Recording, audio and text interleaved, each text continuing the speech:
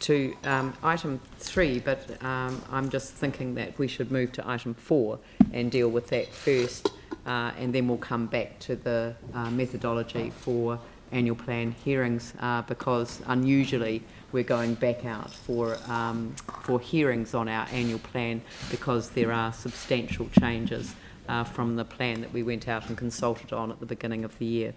So we'll come to item 5. So you want to temporarily suspend? Which is a resolution to commence the process, which is the temporary suspension of standing orders. And I think that we should begin with the temporary suspension of standing orders. And so I would like to move that the pursuant to Standing Order 3.5, temporary suspension of standing orders, the following standing orders be suspended to enable more informal discussion. 17.5, members may speak only once. 17.6, limits on numbers of speakers. 18.1, general procedure for speaking and moving motions. 18.8, foreshadowed amendments. 18.9, lost amendment. Do I have a seconder for that resolution? Sam McDonald. I'll put that motion. All those in favour say aye. Aye. Those opposed say no. That's carried. And we'll move to the draft annual plan. And I just wanted to acknowledge a number of people prior to handing over to Andrew Turner, who has led us through a process, a relatively quick process given the circumstances, in order to review our annual plan. And I want to begin with Councillor Andrew Turner and his role as Deputy Mayor, but particularly as the Chair of the Finance and Performance Committee, for providing some leadership in terms of ensuring that we're able to consider a range of issues which are challenging and difficult at this time in a post-COVID-19 environment.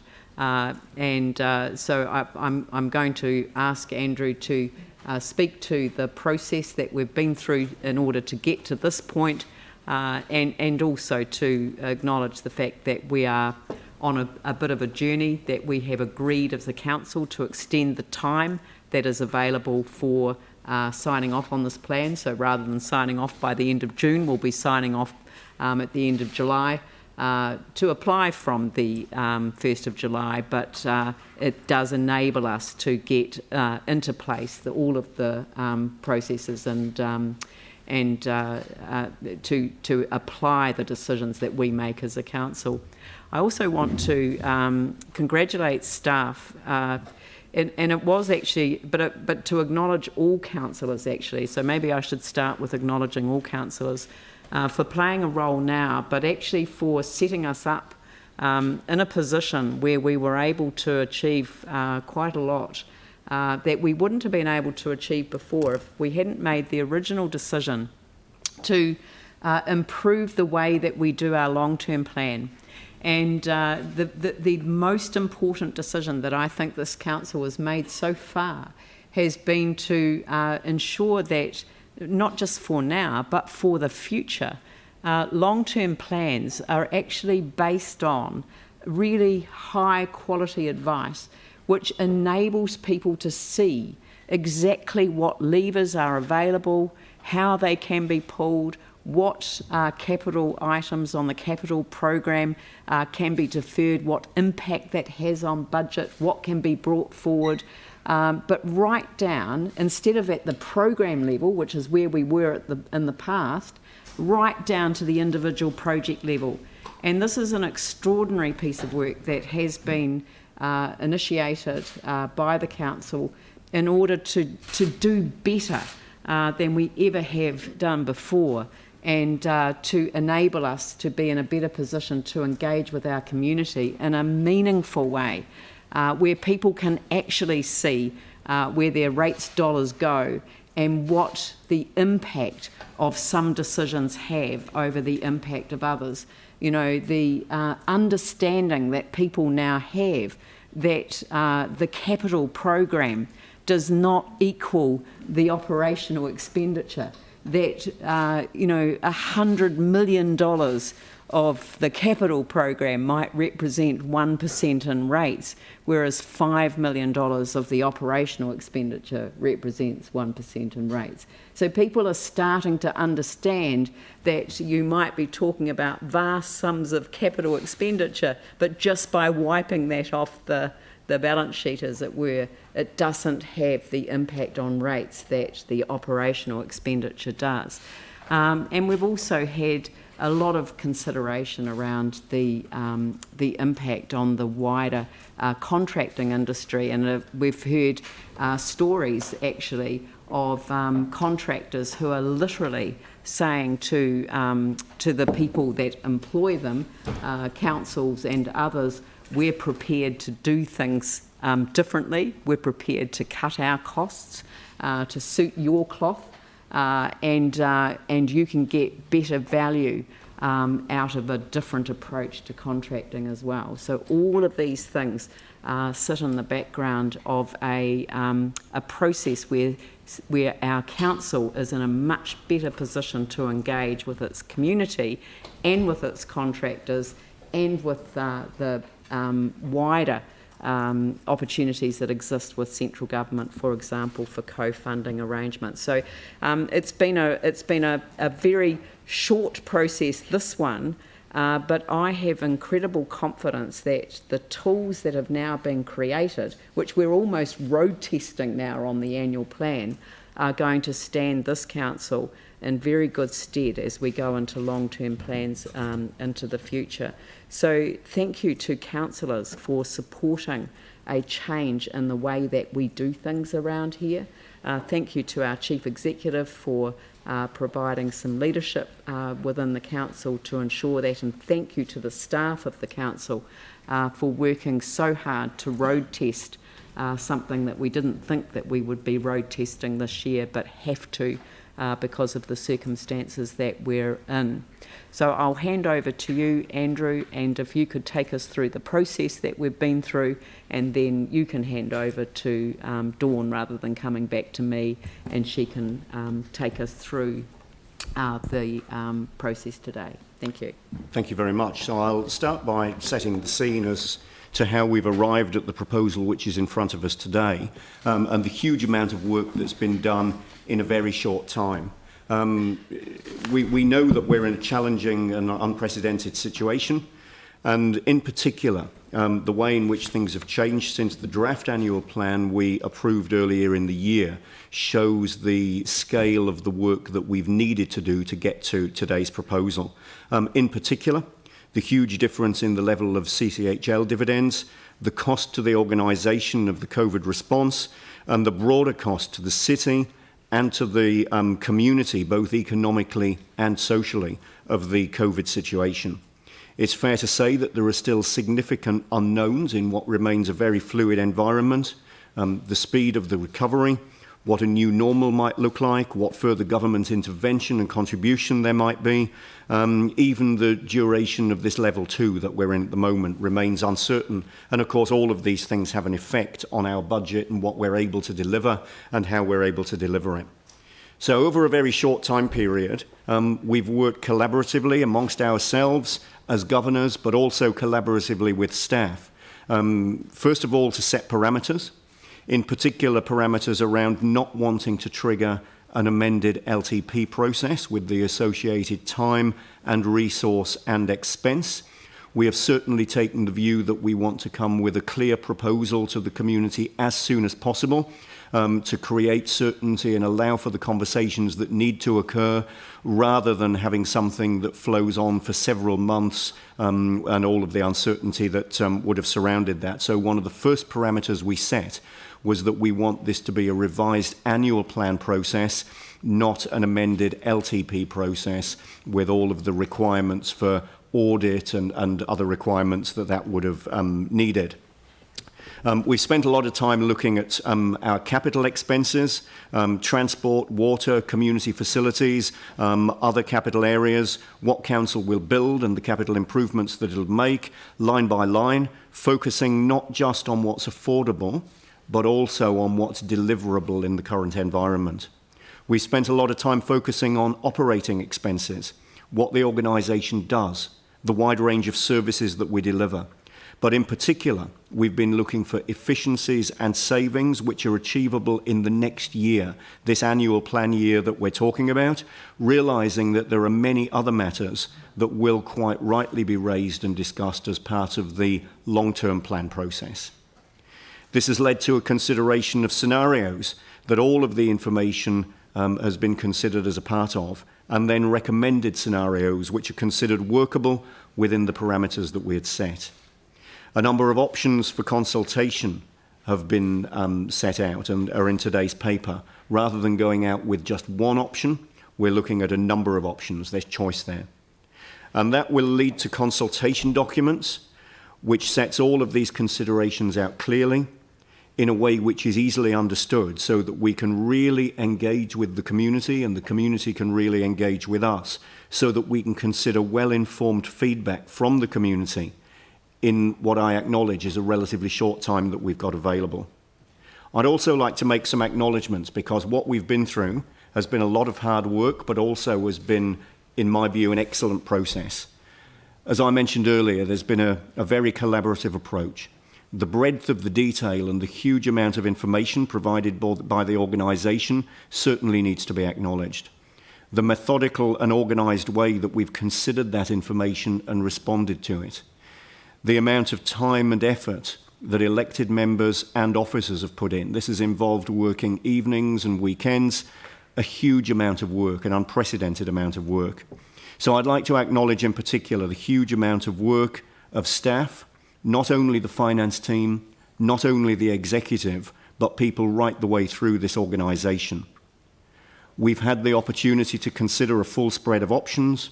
We've worked through a very clear and well-organised process, and that has arrived at the proposal which is in front of us in the paper today.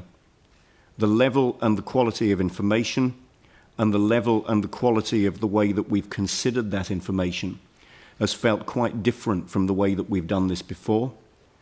And I think the point that the Mayor made is a very good one. This is the beginning of a longer conversation we'll be having with the community, and a far bigger piece of work, which is the long-term plan, and work on that's going on already. The way that we have dealt with this second version of the annual plan certainly is going to lead to the way that we deal with the long-term plan. And as I mentioned, there are a number of things that we weren't able to take into account for this annual plan process because of not wanting to trigger an LTP, that we'll be taking through exactly the same process as we do consider the long-term plan. That gives me confidence, and it's my hope that that'll give the community confidence as well. So thank you to everybody involved, and Dawn, I'll now hand over to you. Thank you. Thank you, Deputy Mayor, and thank you, Mayor. I think it's important from the perspective of your officer team that we acknowledge the time and effort that elected members and the Mayor have put into what has been a very short timescale. Can you turn it a bit higher? Otherwise I'll pull it off the stand. How about that? That better? And for our public who may be listening and watching, and also as this moves out, we've had 6 sessions with elected members, including working all day on a Saturday from 9 in the morning. I think we finished at 6:30 at night. Very long debates and discussion. And I'm extremely grateful for the time, energy and clear guidance that members have given, or recognising that you will have different opinions. You have worked through those together with your officer team. And I think it's fair to say the different experience I bring from a UK environment, people have responded to that in terms of the approach we need to take as a council, and I'm very grateful, but we've all stepped up to the challenge as well. From the perspective of the officer team, I would like to do some specific acknowledgements and thank yous. First and foremost, actually it's been a significant team effort. I've talked about the relationship between the elected members, the Mayor and the wider officer team, and that has been self-evident, and I have no doubt that we will continue in that vein going forward for the LTP as we move through the months and years to come. I want to thank my executive leadership team. I put a challenge up to them in a very short timescale and they stepped up. And I want to thank every single one of them, but in particular Carol as our CFO in terms of leading the finance team, Mary in relation to OPEX and working across the organisation, and Caroline in relation to capital, because we've changed the way we deal with capital completely, and I think that should be recognised. And in with wider that, from our finance colleagues, Bruce, Diane, Patricia, along with colleagues in capital, Peter, Paul, Richard, I think that's everybody, and wider, the business partners. People have gone over and above to ensure that we can bring clear evidence, clear information in a way that you haven't seen it before. But set that in context, we've been doing that at the same time as stepping the organisation up to deal with COVID-19 and all of that work.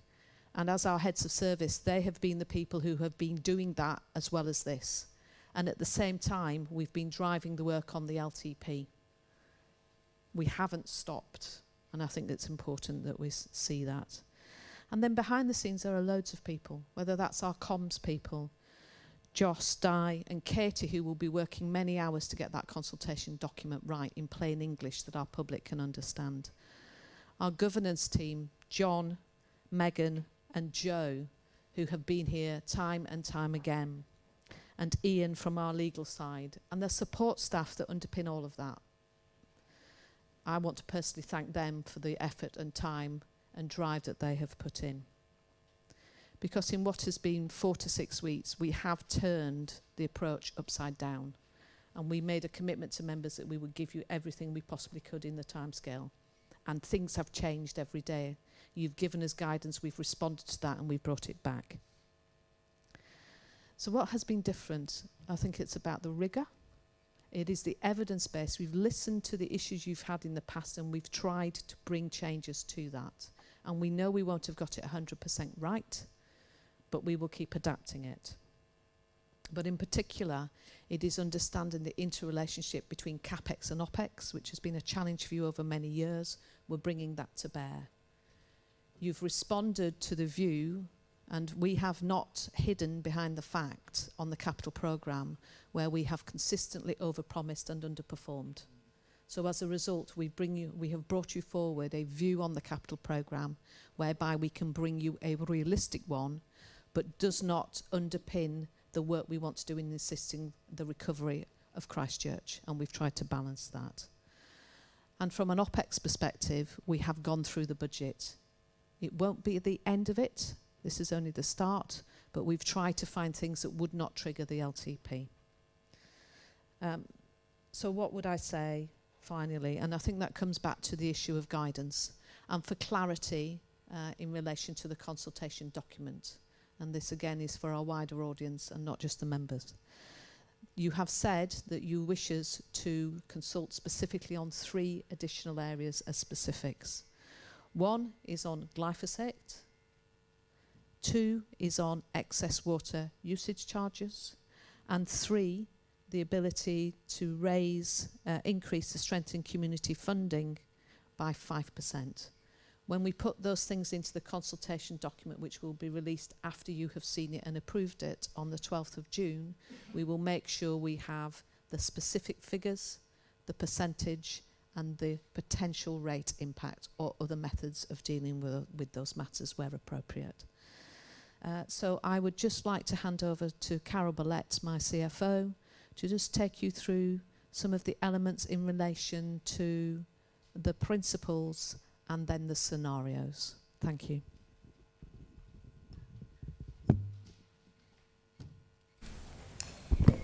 Thank you, Dawn. Look, this has been a really robust process to revise our draft annual plan, and it's been done in an extremely short time frame. And as highlighted in the paper, the impacts of COVID on council have been significant.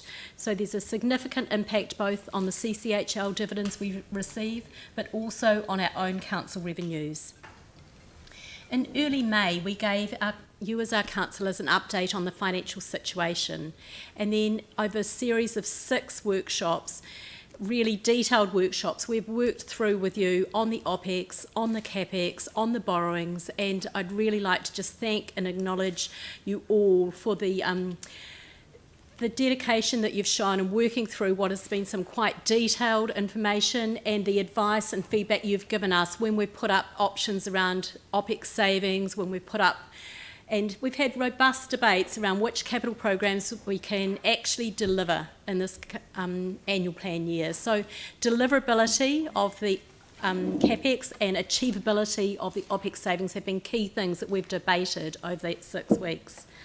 So at the end of all of that, we've arrived at agreed parameters, and I just wanted to highlight those for you today. So the first of those parameters is that we agreed on achievable OPEX savings of 23 million, and of those 11 million are permanent that can flow through into the next year.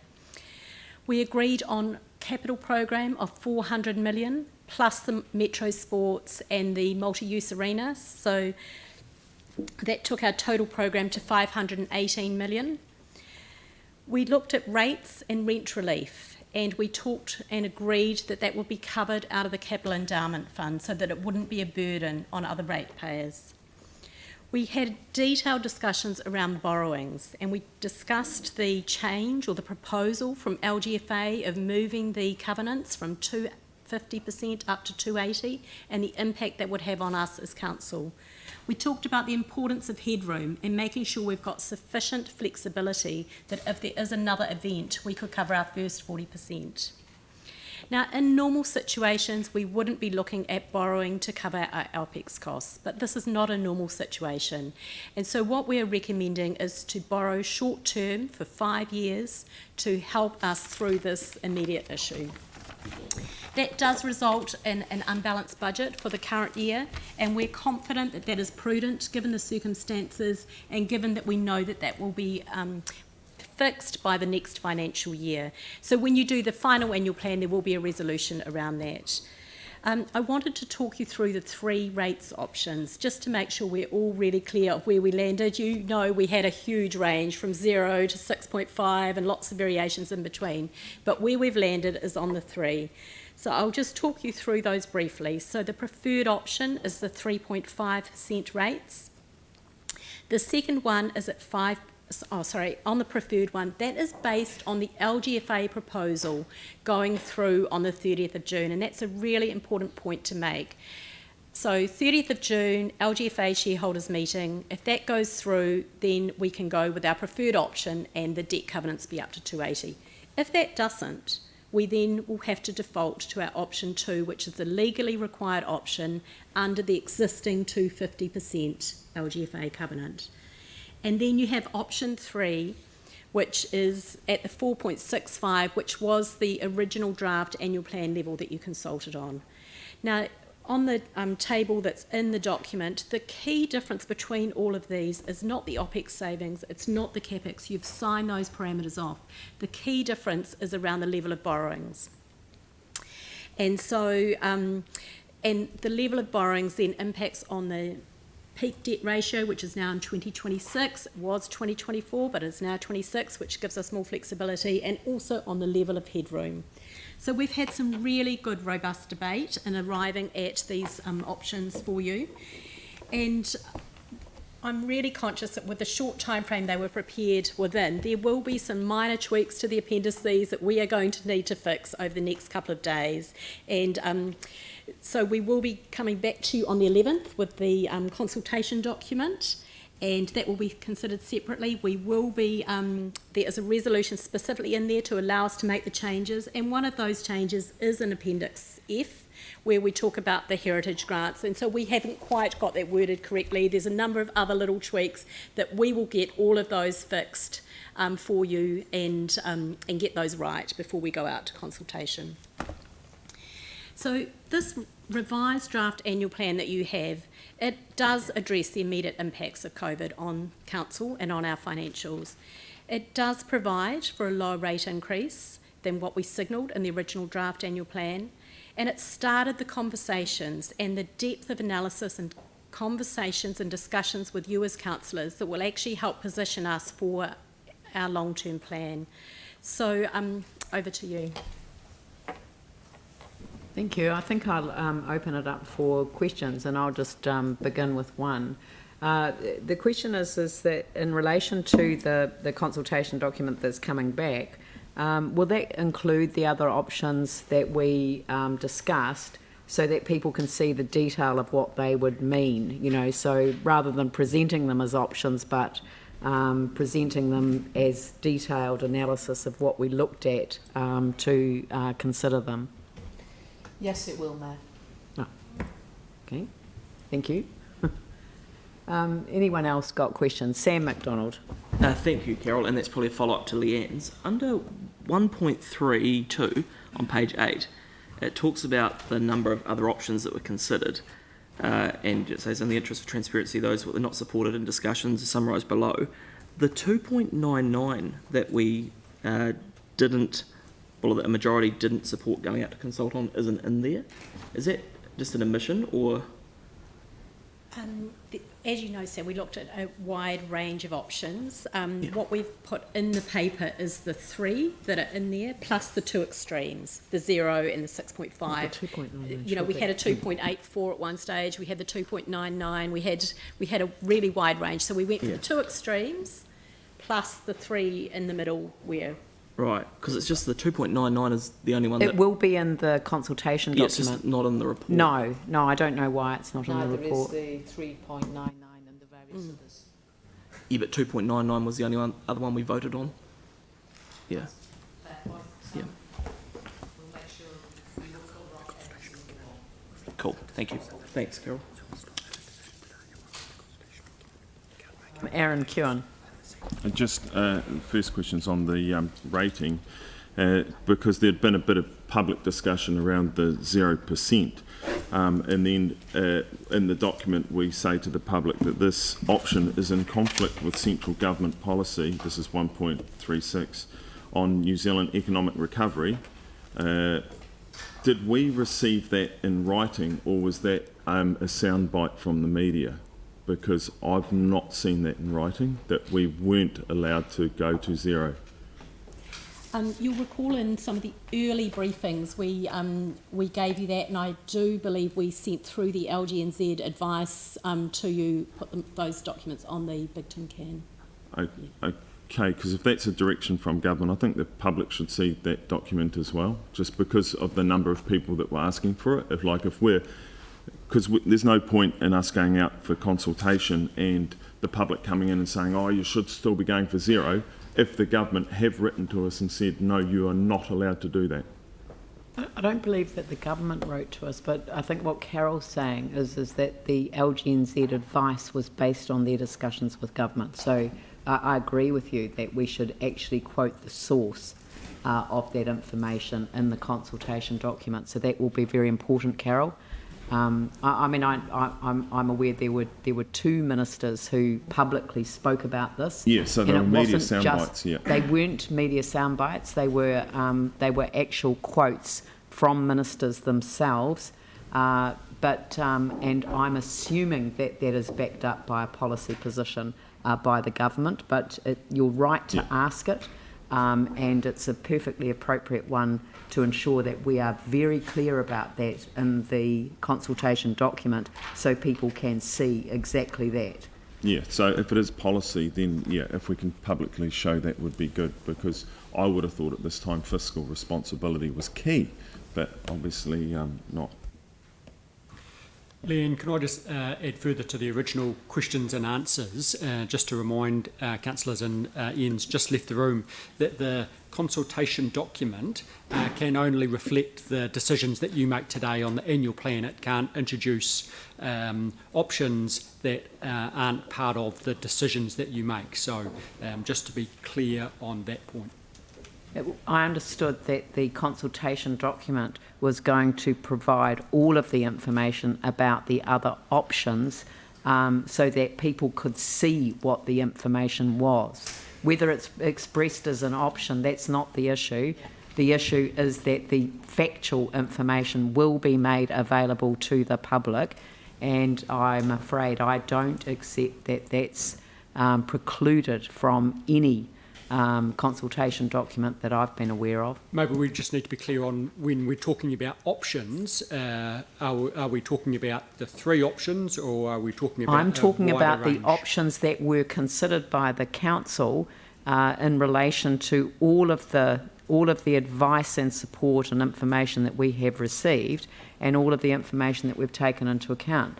But the document has to show what the information was, because people can't really understand why decisions are made to go out on particular options unless all of that information is disclosed in a very easily digestible way. So it's the same process, is it not, as we do in our reports, very simply, what the options are that we have considered and what the recommended options are in the document. So I think it's semantics, I don't think it's an issue. Okay. I provide. Leanne, can I just clarify? So, We're going to get Ian to clarify, because if this is an issue, then I'm concerned, because it is not, as I understood, that we would be able to do, because I think it's really important that we actually do show people what different options mean, in fact, and whether they are options that are available or not is not the issue. Options or context, isn't it? It's the context. Yeah. It's the context around what we have considered. Yeah, and that's a good word. It's the context. It's being open and transparent with the public about what has been on the table, what has been considered. This is the council's recommended option, but these are the other options that were looked at and considered. Is there anything in the requirements around consultation documents, remembering that this is not a consultation document for a long-term plan amendment? No. This is simply a document to encourage submissions or reflections on our annual plan, given that it is significantly changed from the draft that we sent out. Recognising all of those things, is there anything that prevents us from providing that contextual information in the consultation document? No. No. And reading from the Bible, there is a section in there on the purpose and content of the consultation document for the annual plan, and the purpose is to provide a basis for effective public participation in decision-making processes relating to the activities to be undertaken in the coming year. We have to identify significant or material differences between the proposed annual plan and the content of the long-term plan for that year. We have to explain those matters in a way that can be easily understood by interested or affected people. And it is to inform discussions between the council and its communities about those matters. The content must be such that the local authority, that's us, considers on reasonable grounds will achieve that purpose, and must explain identified differences, if any, between the proposed annual plan and what is described in the long-term plan in relation to the 2021 year. And it's just as we have said, I mean, that's what the law says, that's what the Act says. And I think, as Sam said, it's all in the context of what we're going out to achieve. Yeah, so basically we can include the options that were dismissed, but the public couldn't have a view on them. They would only have a view on the 3 we're presenting. Is that correct? They can have a view on anything that's in the consultation document. They can provide feedback, but we're going out with what we believe is the preferred option. So they are still options? Well, it's not so much that they're presented as options. They are, because the information is contained within the consultation document, then people can respond to that. So it's not, but it's not, we're not presenting them as options. We're presenting them as options that we've ruled out for various reasons. Right, and that'll include the 2.99? Yes. Okay.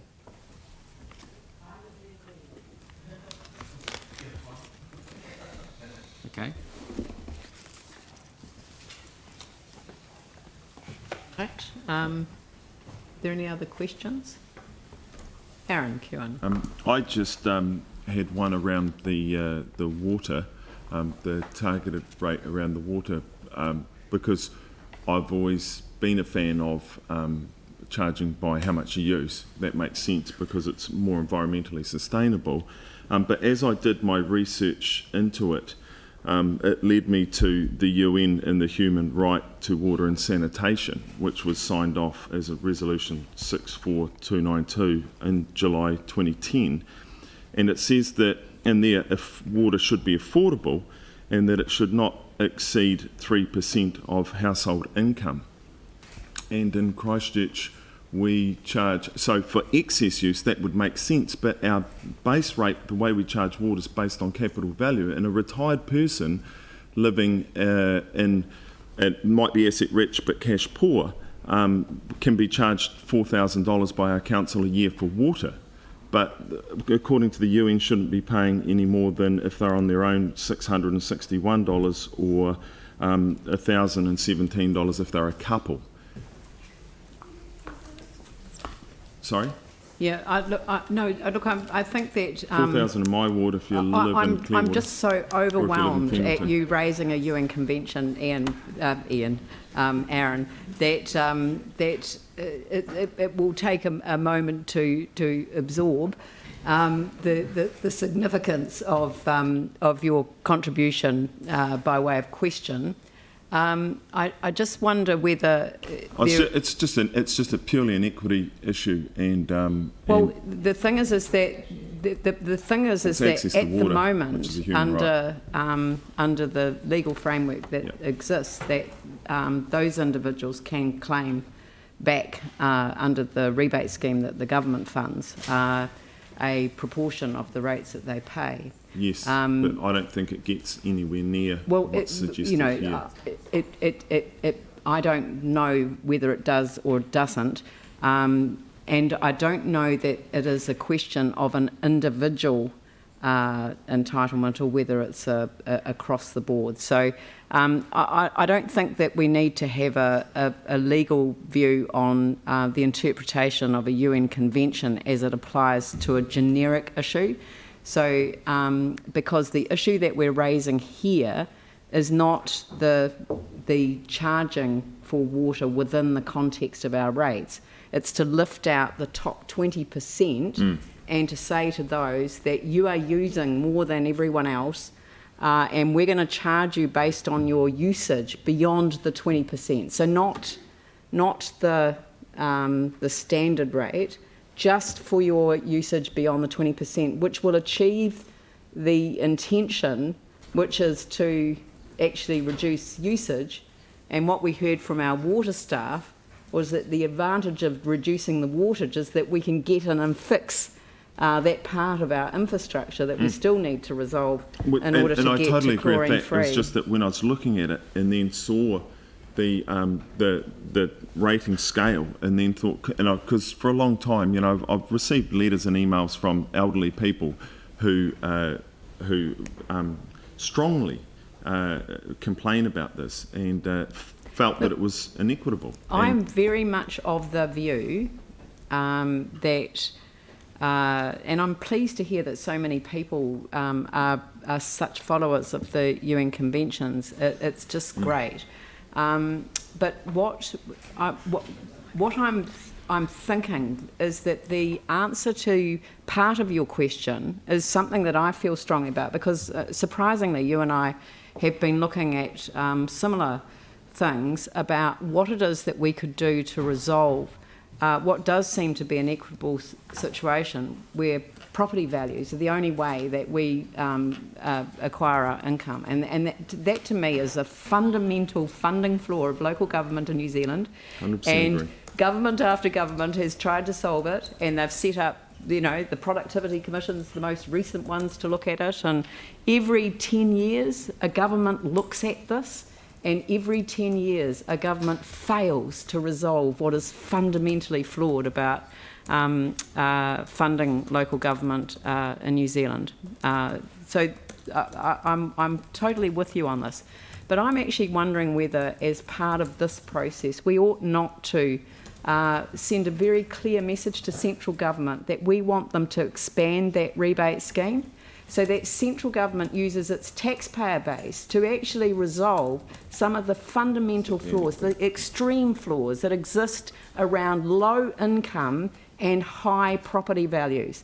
Because we can't expect people simply to sell their properties and go back into a property market.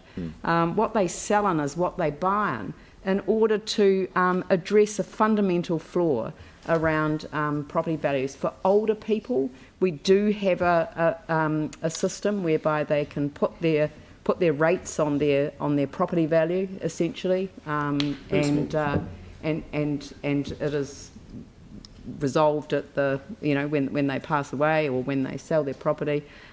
So there are different ways that we can do this, but I think central government, if it was really listening to what was going on at the moment, they would really help us out by expanding that scheme, because as you have highlighted, it actually is too low, and it doesn't come in at a sufficiently low enough property value level given where we are at the moment.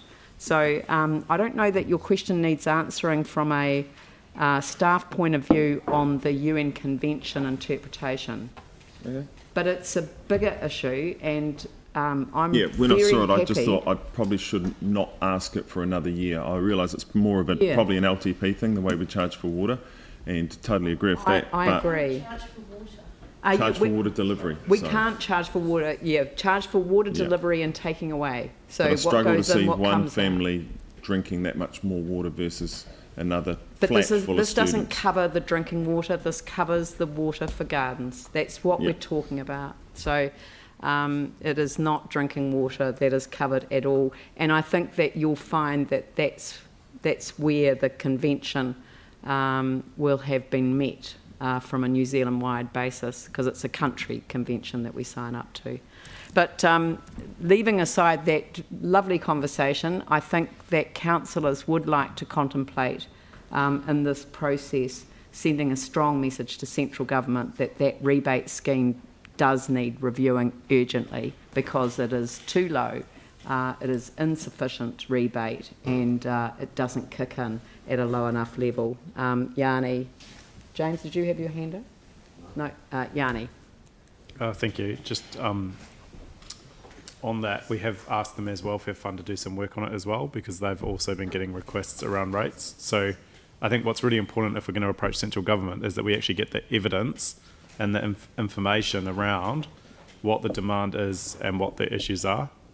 So, we've asked them questions like, how much has that rebate actually increased over time versus the level of rates increases? So in real terms, we can actually see what has been happening. But the other thing, I mean, I wasn't expecting us to discuss this today, but obviously GST on rates is the other big issue. So if we've got the opportunity to look at some of these things, which were raised at the start of this process, I just want to make sure we've got a way in which we can all feed into it, rather than just sort of have an ad hoc debate today. Yeah, no, that's fine. And I mean, there are a number of issues that that we can be looking at. And I guess my comment was in response to the point that Aaron was making, which was specifically about the more expensive properties with fixed income people that own them. Are there any other questions on the annual plan? No? All right. Good. Thank you. Right. Well, I shall move the resolution. The resolution that we have set out in front of us. Do I have a seconder for that? Andrew. And I will open it up for debate.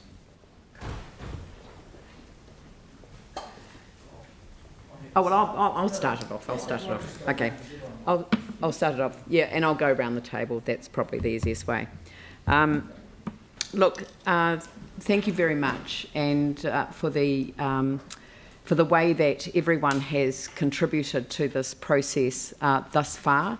it has been a process. When we started this year, when we went out with the draft plan, we went out with a plan that was looking forward to a completely different environment that we're looking forward to now. I've spent a while talking to a number of businesses in particular, probably made more challenging over the lockdown period, but Zoom and Skype and various other methods have made that possible, and just over recent times been able to spend time individually with business groups. And what they tell me is that things are different out there depending on the different industries that you're in. It's different depending on the different areas where you do business.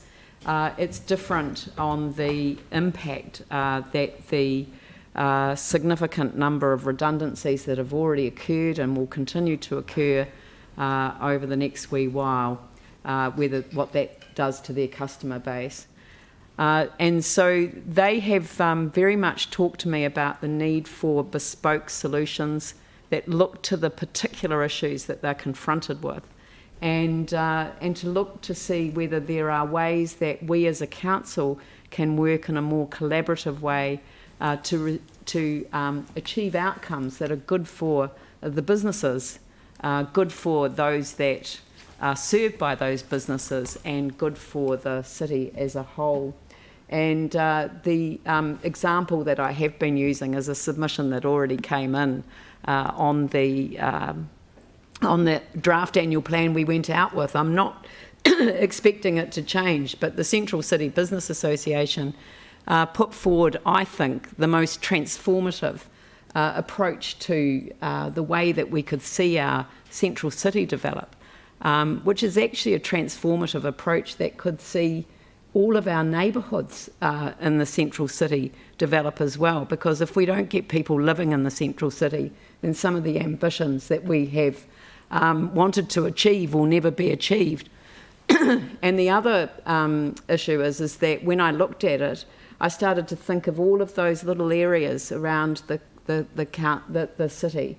I started to think of New Brighton, I started to think of Linwood and Woolston, and I started to think of Sydenham and Bishopdale and all of those different parts of our community where we've got small shopping centres that connect in a very, very personal way with their local communities and are very much part of their local communities, but which don't have the tools to actually really change the way that they are.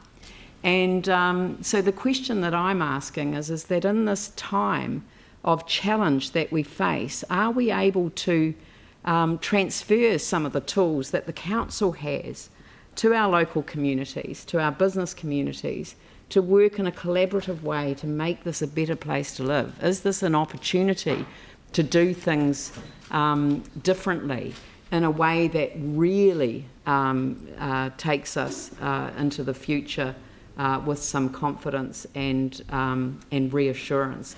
People are going to find it a lot tougher in Christchurch before there is any sense of coming out the other end. And this is not like the earthquakes, it's not like the floods and the fire and the mosque shootings last year. But actually in all of those there was a sense of community coming together that was the transformative part of who we are. And it also reminds us that communities are so good at doing things. They've got the capacity to do things. We don't have to do it for them. We can do it collaboratively with them. The other group that I received a lot of feedback from were from the contracting companies who are dependent on council contracts.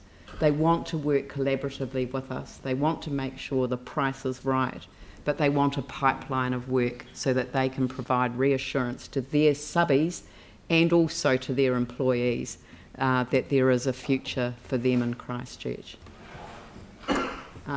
Melanie. This is an annual plan budget that the council, councillors and staff have worked on together, and we've all come to it by a majority, so I'm very pleased to have worked with everyone to do that, and I look forward to hearing from our community on specific issues that concern them. Thank you. James? Thanks. Well, first up, there's probably two separate people that I want to acknowledge. One, actually, Andrew, you rose to the challenge with this, and I really appreciate you chairing. It was inclusive, and we didn't always agree, but I think it would be remiss not to acknowledge the work you did there. And also credit to you, Dawn, and your staff. The work that you all put in was quite monumental, and it didn't go unnoticed. So the information that you provided us was exactly what we needed to inform us of the levers that we had at our disposal and what those levers would do at a tangible level. So from a governance perspective, you can't really ask for much more than that. Thank you. The problem I have with the draft budget is not around the process, though, or the relevant information. Look, it's no secret that in light of the COVID-19 climate, I would have liked to have seen a 0% rates increase option presented. And if not zero, then certainly an option lower than what's identified in the preferred position. All options in front of you have CapEx at $518 million. So that's $400 million from the capital program plus $118 million in ring-fence capital for the multi-use arena and Metro Sports facility. My suggestion was to take the capital program schedule, which staff had very diligently prioritised by need. No politics, just objective evidence. And instead of basing that line after reverse planning it to get to 400 million outside the MUA and Metro Sports, I would have preferred to base that line on purely the priorities for the city. So I suggested anything with a priority ranking of 30 out of 100 or below be deferred. That's not aborted, just not progressed all at the same time in the next financial year. Then the capital projects ranked between a priority 31 to a priority 60 would only be deferred if they created OPEX. So excluding the arena and Metro Sports, this would have brought our next year's capital program down by about $100 million. I don't think that's an unreasonable approach to take. That would have seen a 0% rates rise as a viable option. It's not without its sacrifices, of course, but it would have also afforded us greater headroom via less debt. So unfortunately, I see this as a borrowed budget which prioritises the non-priorities. I think it would have been fair to fully consult on this approach as a preferred option. And to be honest, I suspect that some people may not want us to do that because they fear that the public might actually agree with me.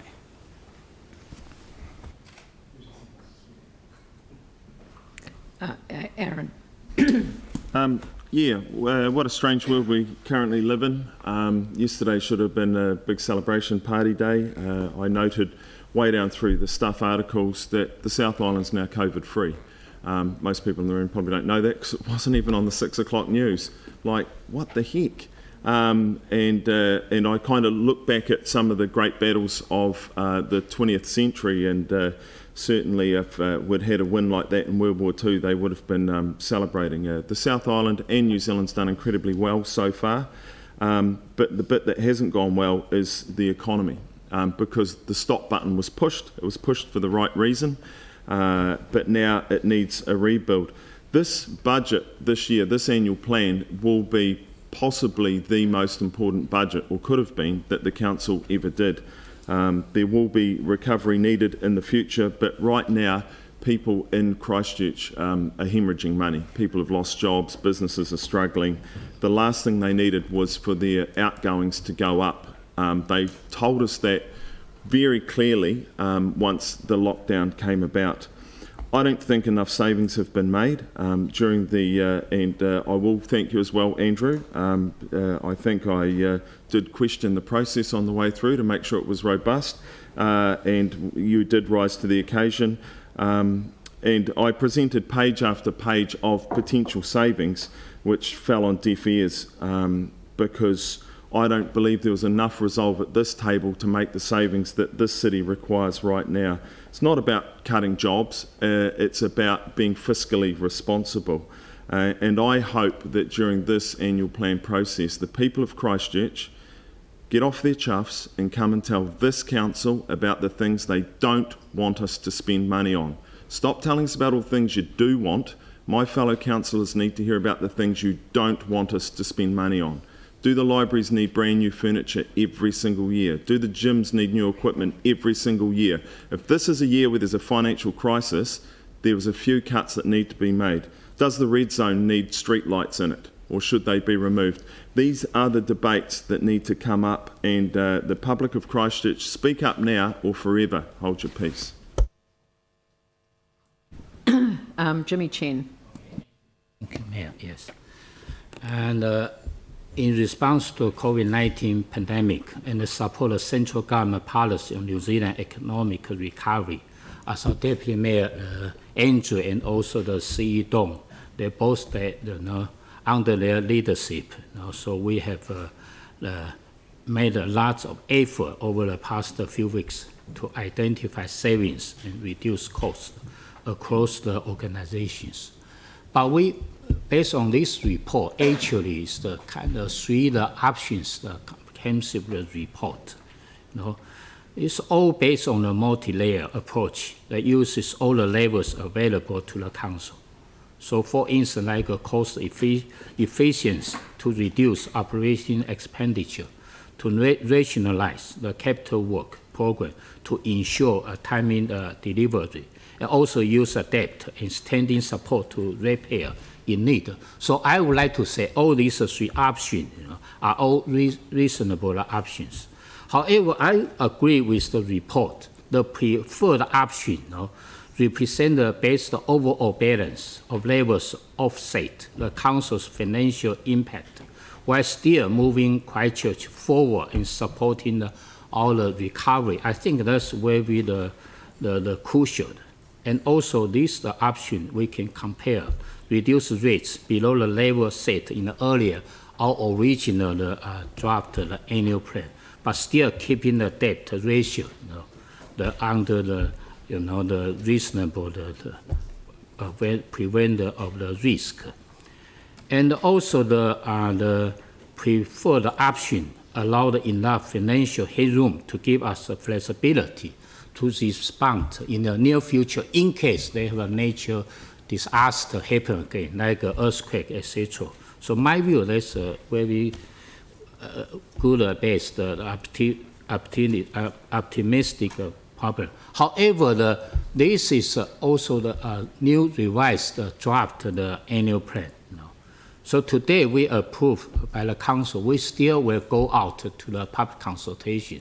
So the community people all are eligible to feedback to us. Then we have a further review, a further discussion, and finalize those final version in before the end of July. So I'm quite happy to approve this the new revised draft the annual plan. Thank you. Yanni. Thank you. I think what's really important, I would urge people to consider. We have a choice today whether we put something out to hear from the public. So I'd encourage people to vote to do that rather than to vote against this. I'm not happy with everything that's in here. And for those that know me, for a long time I've been saying, repeating a quote from Edward de Bono, which says, in the future, instead of striving to be right at a high cost, it would be more appropriate to be flexible and plural at a lower cost. If you cannot accurately predict the future, then you must flexibly be prepared to deal with various possible futures. And I think one of the lessons I've learned post-earthquake is the fallacy of building these big, supersized, hard, expensive anchor projects in the middle of our city when we have so much uncertainty. And probably no city in New Zealand, or dare I say the world, has had as much uncertainty about the future as we have had as a city of Christchurch.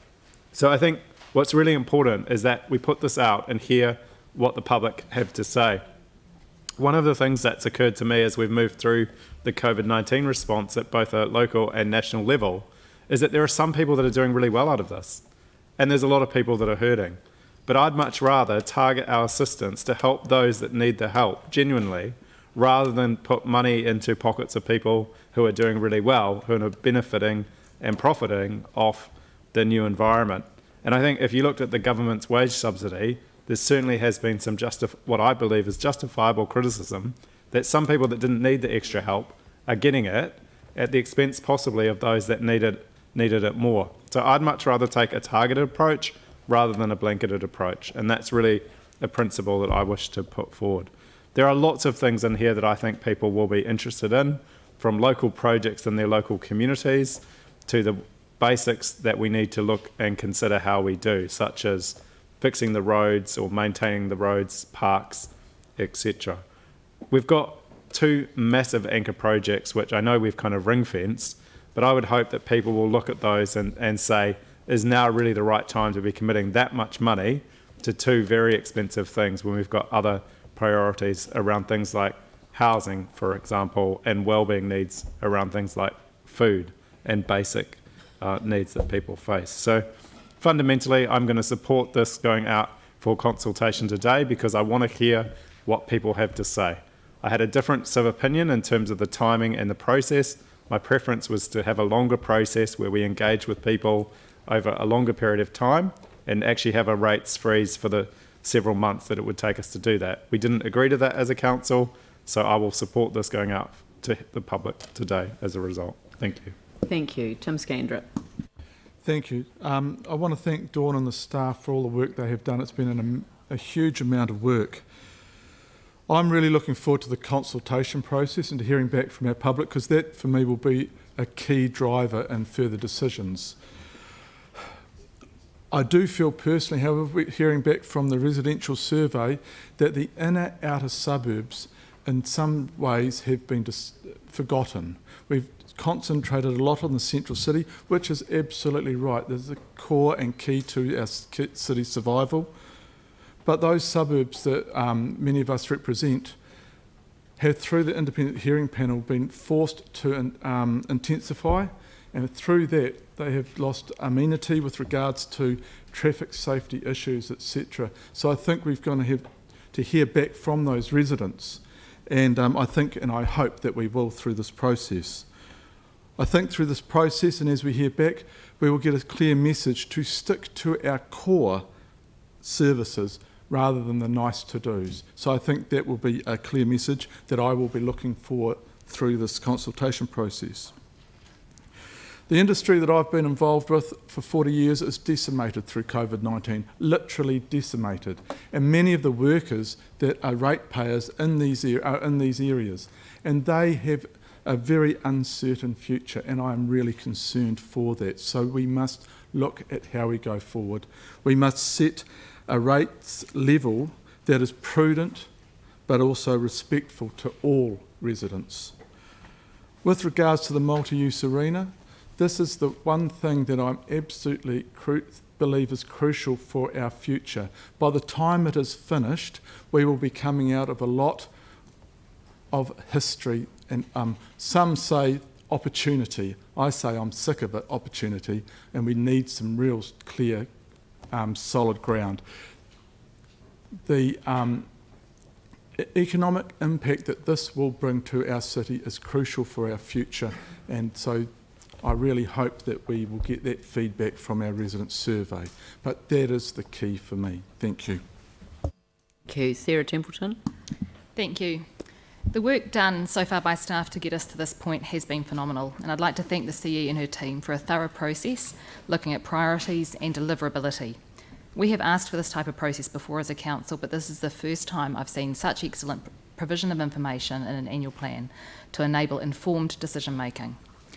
Because of this, we've managed $160 million of capital savings and deferrals and $23 million in operational savings, and increased borrowing to keep rates to only 2.23% for residential properties and 3.5% overall. It would take additional cuts to get a zero increase. We looked at this option and its implications, and it simply didn't make sense. Slashing our capital spend has enormous impact on suppliers, contractors, subcontractors at a time where work is tenuous, let alone the resulting sweating of assets. Additional cuts would make such significant changes to levels of service that would also trigger a special consultative procedure and delay our annual plan for months. I actually spent a couple of hours working out what a zero rates increase might look like and came up with two options. One of these actually cuts the capital program at the 30 score that Councillor Goff mentioned, saving $170 million, and adds $9 million of operational cuts to get to zero. However, both of the options would have had such implications that neither is in any way actually achievable in real life. Consulting on zero would simply raise expectations and then dash them and leave residents questioning why we bothered when it wasn't possible.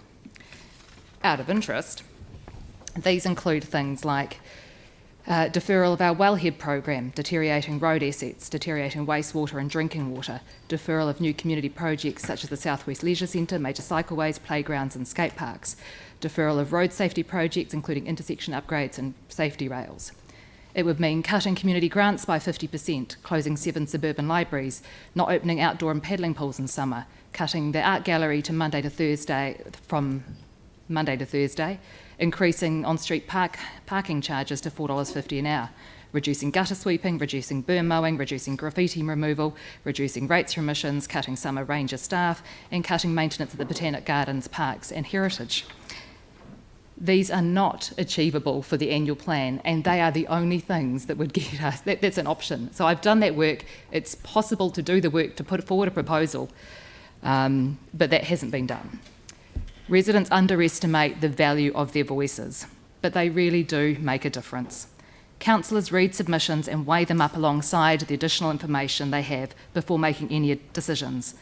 Feedback is complex and often contradictory. Our residents live different lives and have different values and views about the services that Council provides, but they all matter and we will be listening. Thank you. Thank you. James Daniels. Kia ora tātou.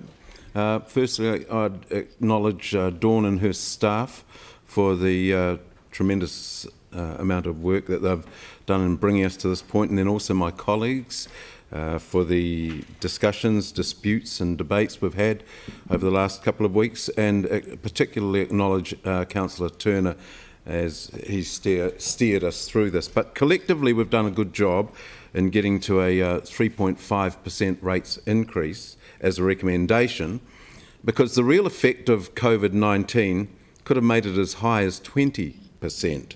So I expect that the 3.5% increase will be adopted by majority today. However, I advocated for a zero rates increase prior to COVID-19, and without getting into all the theoretical and theatrical and technical discussions that we've had prior to today, and notwithstanding what central government has or has not prescribed. In principle, a zero rates increase is theoretically possible if we did what we need rather than what we want. Some detail has been tabled by Councillor Goff, but the simple fact of the matter is that what we want by majority trumps what we need. But that's democracy. But that doctrine also allows me to express my opposition to the draft annual plan, so I will. Kia ora. Thank you. Jake McClellan.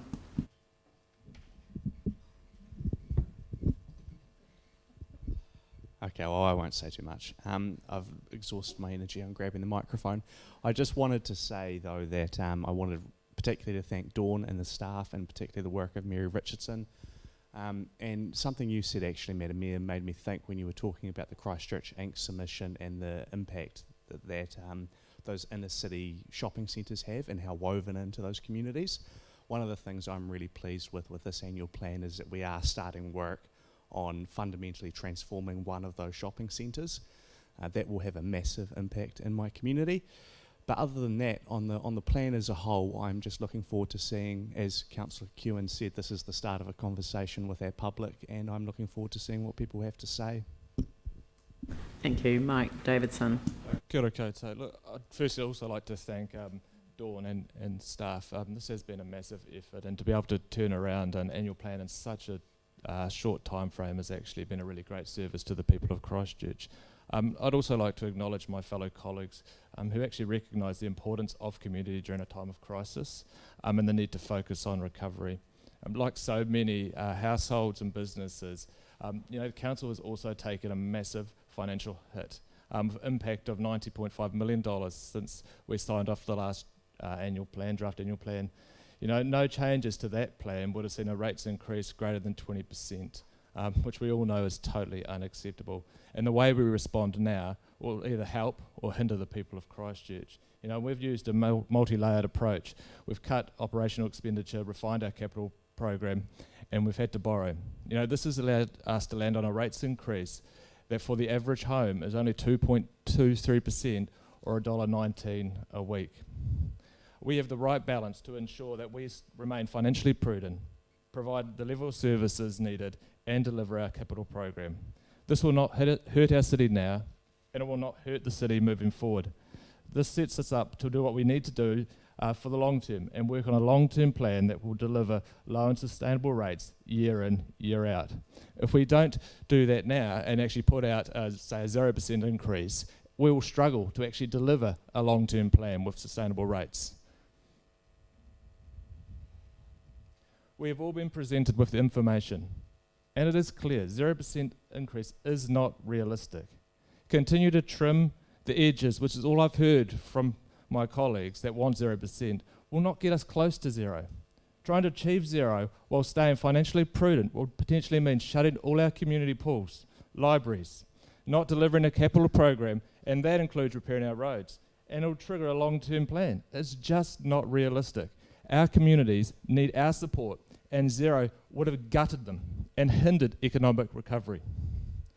So this post-COVID annual plan, we are focused on recovery. It's a draft annual plan that acknowledges the current economic environment, but also council's moral and legal role in social, cultural, and environmental well-being. And look, well, this has not just been about cuts. We've also managed to actually increase roading, smoothing and footpath renewals by $2 million, recognising from the resident survey actually the dissatisfaction that some people see with what council provides. We have looked at rates relief packages. We need to remember, it is not the rates increase that people will struggle to pay. It's the whole rates invoice for the people that are financially strained at this point of time. And so what we've done is create a rates relief package that doesn't have to be paid off straight away. It actually gives time to spread that cost.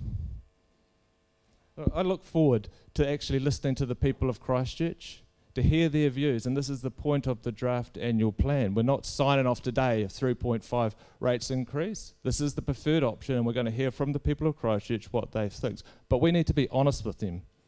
We need them to know actually what zero would have looked like, which will be clear, and actually what you will get with 3.5%. It is actually a good outcome for our city in this current economic time. You know, and what is the most important thing in the world? He tangata, he tangata, he tangata. Kia ora. Thank you. Anne Galloway. Kia ora koutou.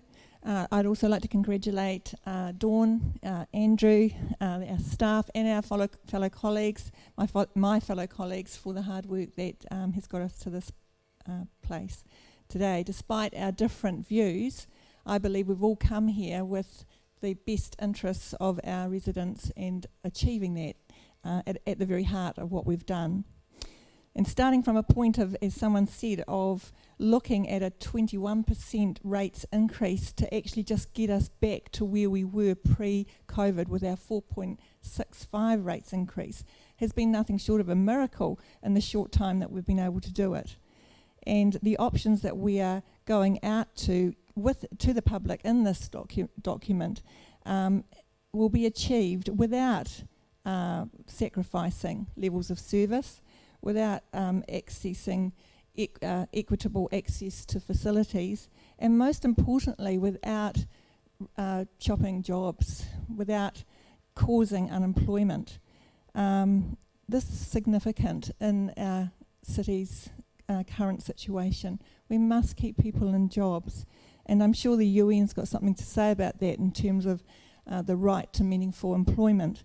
So cutting the capital projects some have suggested would actually mean unemployment.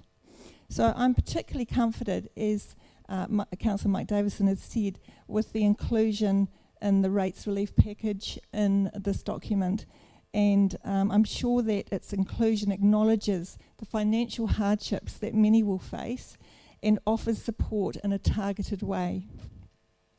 Our challenge, as always, is to communicate this information to our residents so they can actually access it.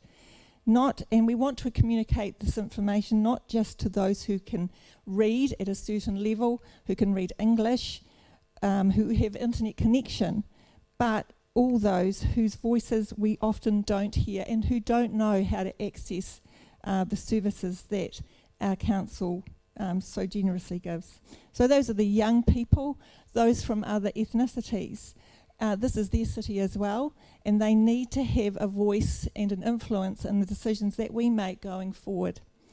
So I look forward to receiving the consultation document, and that conveys this complex information, and as our CE Dawn has said, in plain English, so that people can actually engage with us in this conversation going forward.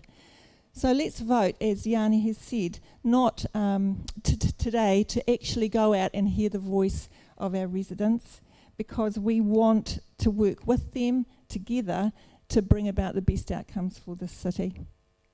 Kia ora. Kia ora, Pauline Cotter. Kia ora. Yeah, so much has already been said, and I agree with everything, especially the all-round thanks to everybody, and thanking Dawn particularly for the thanking of us and doing our job that we're here to do. But it has been an incredible journey. I think we've gone into the detail of our operational and our capital programs to a degree that I've never been in there before, to that degree, and it's been a very beneficial process too. So thanks for those words, Dawn. And look, you know, it's our responsibility as a Council of Christchurch to keep the wheels turning, and keeping the wheels turning here in this city will turn off the hemorrhaging of money that Councillor Kewen mentioned in his emotive terms as usual, and to keep the economy moving. And the hard lines that Councillor Goff referred to is not the way to make decisions about how we will address the capital program for the people of Christchurch. It might be your way, but it's not the way that I'd like to see this done. We discuss and we consult. And this annual plan is about balance. We must balance efficiencies, we must balance expenditure in a reduced income environment, and yet still deliver the core services and still keep the economic and social wheels of our city turning. So I think our preferred option we've arrived at today is a good balance, and I look forward to the responses from ratepayers via the consultation process, which is the correct way for us to get a steer. And let's not underestimate the challenge that Di and her team have got to construct and present this consultation document. We all know how we've struggled with the complexities of this situation, and for this team to present the information to the people of Christchurch in a clear way that they can understand where we've got to and how we've got to it is going to be challenging. So in advance, I'll thank you for all the work on that. Kia ora. Kia ora. Sam McDonald. Thank you very much, and I've actually really enjoyed the debate so far. I think it's been really useful. My particular highlight has been the art gallery closing for 4 days, being capital spending, so I must have missed that when I was doing my chartered accountancy training. It will be no great surprise to any of you that I've had a pretty strong view on the annual plan so far and where it should land in terms of the COVID-19 economic crisis.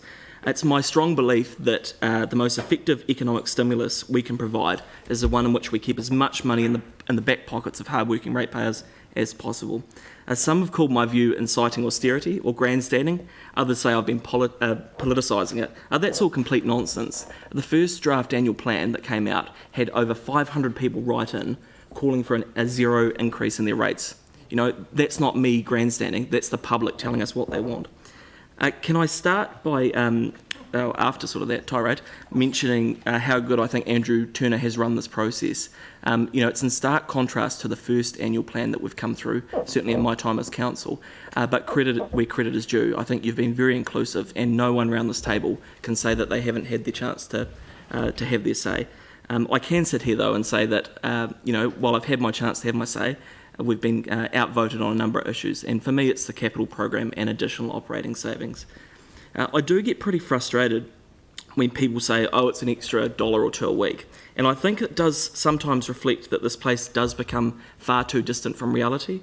Whilst we all earn in excess of $100,000 a year, people out there don't, and that makes a real difference in their back pockets. So I just caution people to not lose sight of where we are and the privilege we have in this city. If we today were to adopt a minimum rate increase of 3.5 and you factor in the next 5 years of the long-term plan rises, that would be an extra $10 a week increase in 5 years' time. And we shouldn't be proud of that. That's something that our city should really reflect on and tell us what they don't want. So look, I won't be supporting this today, even in draft form. The capital program's too high, and I think operational savings don't go far enough. But I think probably my main grievance is the fact, parking the side that we didn't get to go out and consult on zero rates. And I thought it was ironic, Mike saying that we should be honest with the public. Well, if we're actually going to be honest, let's let them tell us which option we want. They might come back and say they don't want the increase, but the reality is they need to have their say on all of them. We were voted down on that. But I think the one that disappointed me the most was the fact that we didn't, by a majority of one, go out and consult on a 2.99% increase. We didn't even go out with an option in the plan, except for context, as staff have alluded to say that we can get it below 3%. And I just think in a time like this, we haven't demonstrated the leadership we need, and I think we could do far better. So with that sort of rant, I think in the end, we need to do far better for our city, and we need to drive costs lower. So, this doesn't, to me, show a laser focus on zero. It shows a laser focus on more borrowing and more spending. So I won't support it. Catherine Chu. Can I start by thanking, of course, Dawn and her leadership and the rest of the council team as well. Thank you so much for all the work that you've put in, and also Andrew, who's led us through this process. We are certainly in very, very different times. We're about to step into a recession in a generation, and the least that we could have done for our residents, who are taking it very hard, is to ease financial burden for our ratepayers. We should have been laser focused on achieving a zero rates increase for our residents, and today we haven't even got anywhere near that. If we just open our ears just a little bit more and listen to our residents, it shouldn't be that difficult to differentiate between what the city needs and what the city wants. And Aaron, I completely agree, the people should be telling us what they don't want, because more often than not, when I'm having a conversation with a resident, and yes, I do get a fair bit of, why aren't you doing this? But I also get a lot of comments on, why are you doing this? We don't need it.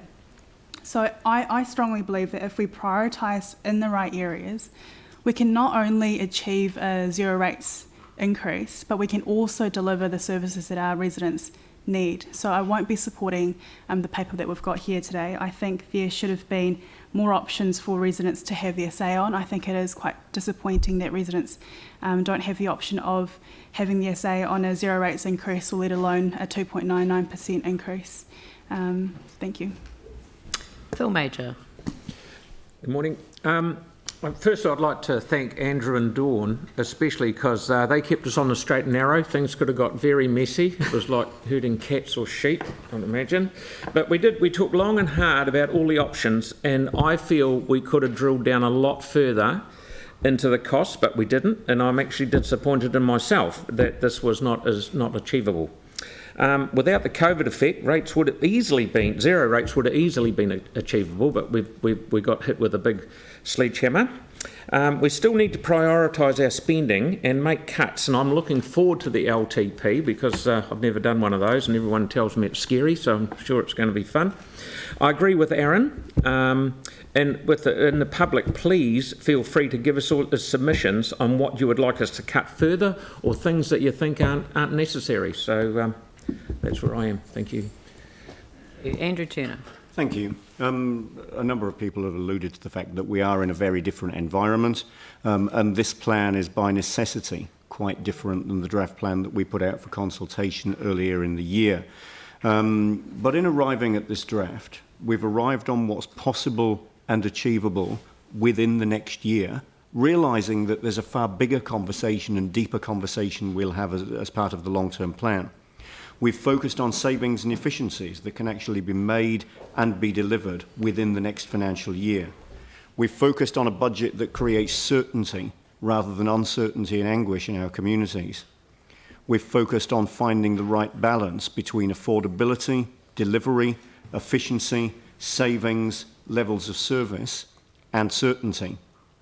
We've focused on a capital programme that considers affordability and delivery, and that also provides a pipeline of work for local contractors to position as well for government co-funding opportunity, and which supports our local Christchurch economy and local employment opportunity, creating and saving local jobs rather than assisting in their destruction.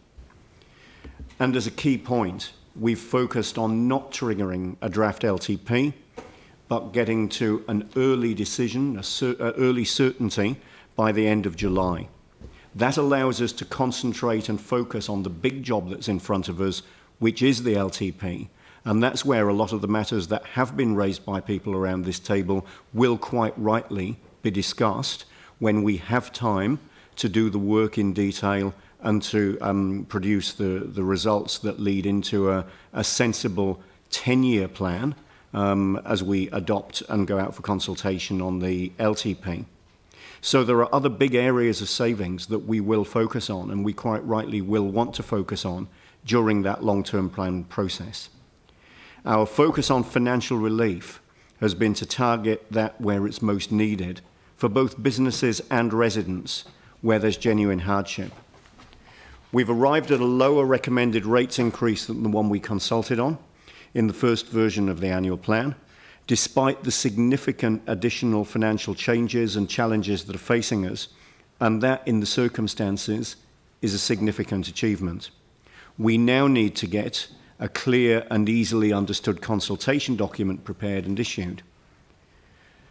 So as others have, I'd like to acknowledge colleagues for the collaborative way that we've worked through this, and to acknowledge Dawn and her team, acknowledge the staff for what again has been a very collaborative approach, but also has been a massive amount of work done in a very short time. I think it's important to note that this is one step in a process.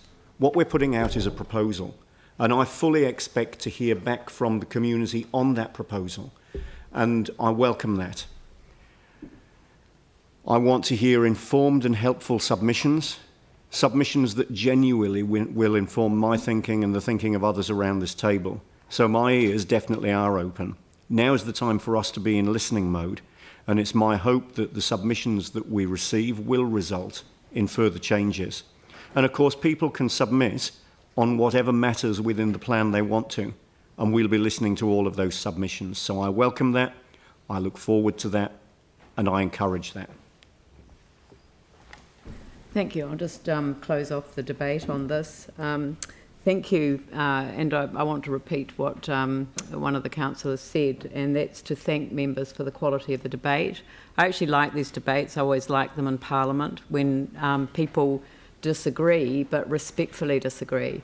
And I think that has been achieved today. So again, congratulations to Andrew and to Dawn and the whole team that sits behind Dawn, but also to all councillors. I just think that there is a much better sense of where we need to be when we respectfully disagree with each other, and I think that's really helpful. The reason that I began my contribution to this was raising a submission that had already been received.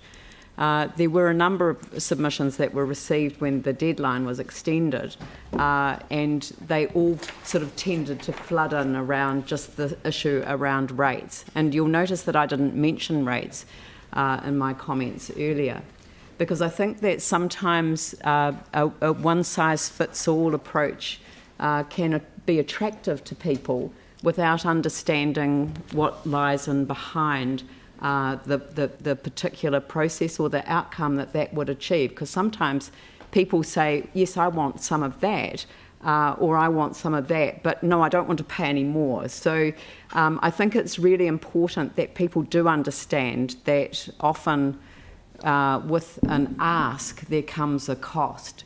And what I really liked about the submission that I raised was that for the first time, the Central City Business Association came with an ask, but it came with an offer as well.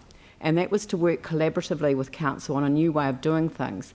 And I don't want to rule that out. So I'm just saying that the reason that I focused on that is that sometimes when you focus just on a number, you don't focus on the outcome. And I think one of the councillors said there are some people that have done very well out of the recent times. I just think of supermarkets that have been flooded with people. I imagine toilet paper manufacturers have done very well as well. So, I'm just saying that there are people who've done very well. So one size fits all may not be the solution that we're looking for, but I agree with everyone around the table who said let the people have their say. When the people have their say, I think it's really important that they look at all of the issues and not just focus on one element Rates are one lever that we have, and this is the marvellous thing that we've come out of the process of the LTP, the long-term plan, is that we now know what those tools are and we know what impact they have. We know what impact the capital program spend has, and we know what the impact of the operational spend has. And sometimes people make comments like, you know, the operational expenditure is just the staff employed by the council. Well, no, maintenance costs are in fact operational expenditure, not capital expenditure, unless they can be capitalised. So I'm just saying that there are a whole range of complex issues that councillors have put time and effort into, and I really am appreciative of the process. It doesn't matter that we don't agree. I think we all agree that we need to hear from our public, but we don't have to agree on what we go out with as preferred options. So that's going to be the vote today. We have legal obligations, obviously, when we sit around the table. We have to have open minds, and I heard that. You know, one of the councillors was very clear. This was the position I adopted. I've worked through all of the issues.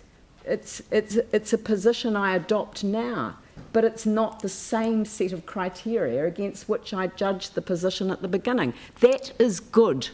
You know, it doesn't matter that we don't agree on the options that we're going out with. What matters is that we all agree that we should go out and talk to the public about them. So thank you very much for all of that. And I guess that the preferred position that I'm thinking will be adopted today reflects how this isn't easy. It's very difficult. And the preferred position, as others have said, has been designed not to trigger the long-term plan special consultative procedure, which would delay things even further. This is not the final decision of council, and there is a lot of work still to do, and the organisation is not taking the foot off the pedal at any time during this process. And what we come back with, I think, will reflect you know, the detail and the and all of the advice and support that can be brought to the table at that time, including what our own residents and businesses, who also are ratepayers, what they feel about the situation. So, on that note, I am going to put the motion, and I'll perhaps ask Aidan to do a roll call. Is probably the easiest way. Thank you. Just as a whole, I think it's probably easier, because you will get an opportunity to vote on the process of the submissions in the next one, so we can deal with that. Because we're obviously not against it being in the paper and all that sort of stuff. No, but I get, no. Yeah. See. Yep. Okay, Councillor Templeton. Aye. Councillor McFerrin. Aye. Councillor McDonald. No. Councillor Johansson. Yes. Councillor Galloway. Yes. Councillor Daniels. Oh, no. Councillor Coker. Yes. Councillor Chen. Yes. The Mayor. Yes. Councillor Scandrett.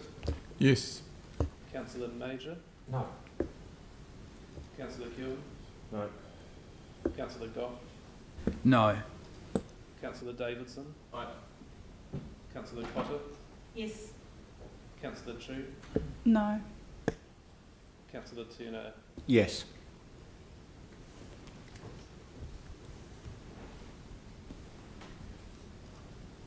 So that's 11 for and 6 against.